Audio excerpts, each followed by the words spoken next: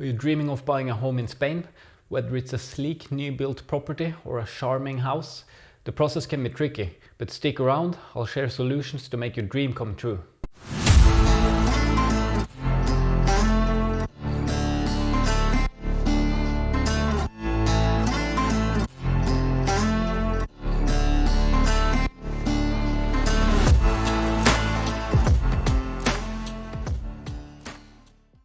What's up investors, and welcome back to the channel. New week, new opportunities, and that means new video. In today's video I'm going to talk to you about when you buy a property, if you want to choose a new build or a second-hand property. Each come with different challenges, but in this video I'm going to walk you through the whole process so you can make an informed decision when doing so.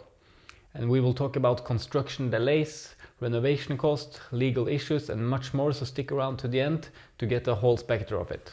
We will start to discuss the new build challenges and solutions. So in many cases you are buying off-plan properties, and that means that delays is a normal issue. And it's very important to speak with a reliable developer and to get a lawyer to review all the contracts.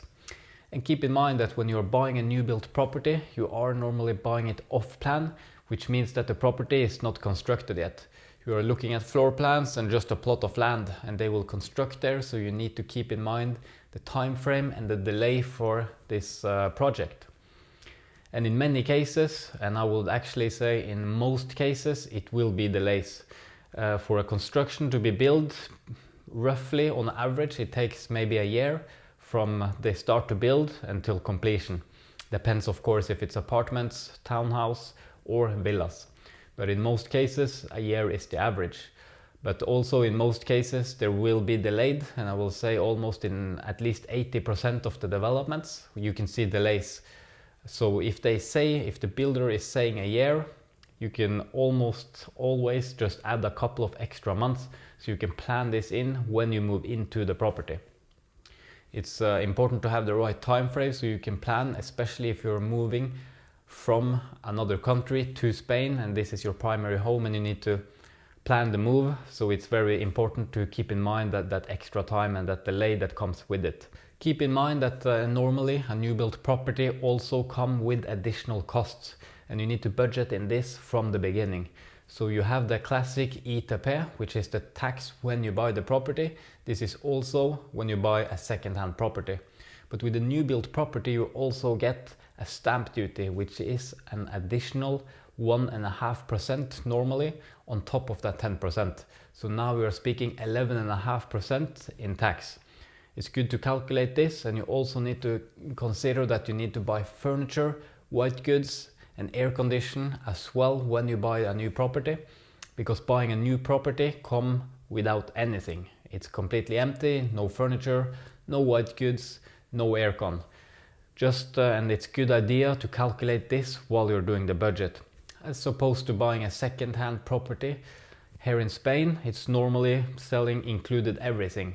White goods, furnitures, aircon, even decoration, they normally just leave it as it is. A very good idea when you're buying a new built property is to talk to your real estate agent. It's important to find a reliable and trusted real estate agent who has sold a lot of new builds, and if they have even sold in that project you are buying, that's even better, because then they have good contact with the builder, they know how the process works, they know the time frame more or less, they know everything what is included, what is not included. Look over everything, all the plans, all the documents together with the agent, and they normally also collaborate with the lawyer. So then they recommend their lawyers, or you can find your own lawyer, or maybe you have one, but it's important to have someone looking over the contracts and all the bureaucracy when buying property in Spain. So now let's talk about second-hand property. So when you buy a property and it's second-hand, you need to consider some renovation cost. At least if it's more than 10-15 years old, which is common to buy something older than that, you need to consider the renovation cost. And a very good idea is to bring someone with you before you buy the property to do an inspection and compare contractor quotes. Go there with a couple of different construction companies, renovation company, and get a quote on paper and compare them, and then you know what it is.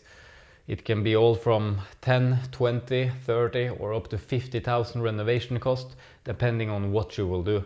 And this is very specified depending on your property and the quality and where in Spain it is. There can also be some legal issues when buying a second-hand property, so it's very important that you speak with your real estate agent together with the lawyer to look over if it's any outstanding debt on the property or within the community.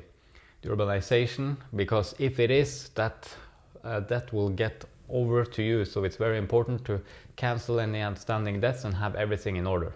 And when you are doing some upgrades on the property, it's a good idea to focus on energy efficiency, which means that you can do some insulations, changing windows, having good aircon with that consume less energy, because that will save you in the long run for the electricity bills.